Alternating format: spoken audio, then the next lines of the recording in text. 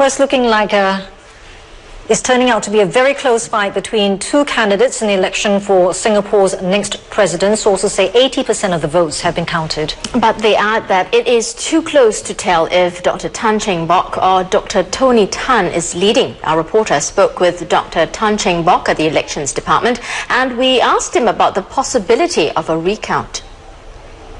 It could be, because we are all so close. We are really neck to neck. So we will wait and see. Would you be making a call for a recount? I suppose if we don't have to call for a recount if the 2% margin is not exceeded, it's an automatic recount already.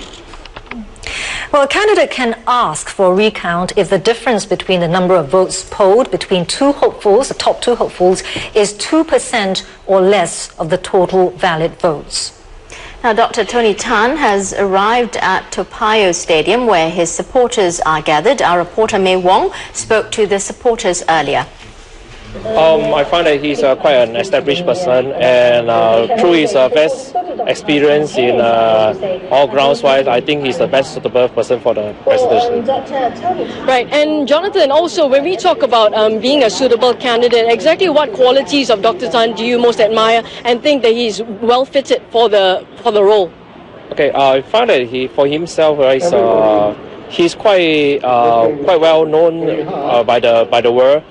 So I don't think he needs to re-establish himself as who is him, and just that he will be tightening up the ties for both Singapore and other countries. And with his best experience, he might get more investors to Singapore. Thank you very much, Jonathan. And right now I also have Jean with me, Jean Ang, and you are also a supporter of Dr. Tony Tan. I see you are decked out in all purple. Tell us about that. Yes, purple is the favorite color of Tony Tan's mother, who unfortunately she passed away. And being a filial son, I think he has done right. So I also had to be a good supporter, follow him. Candidate Mr. Tanji Say is at Bedok Stadium, where his supporters have gathered, and our reporter Mel Desart spoke to him, and he hinted that two front runners are indeed Dr. Tony Tan and Dr. Tan Cheng Bock. But he has not conceded defeat.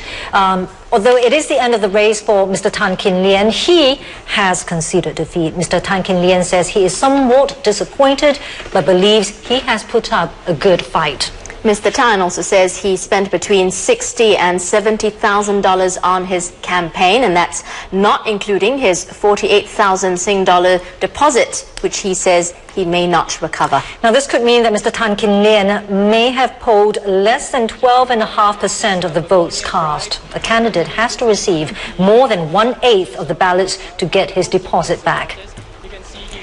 Now, with the presidential race being described as neck and neck, could the importance of overseas votes come into play?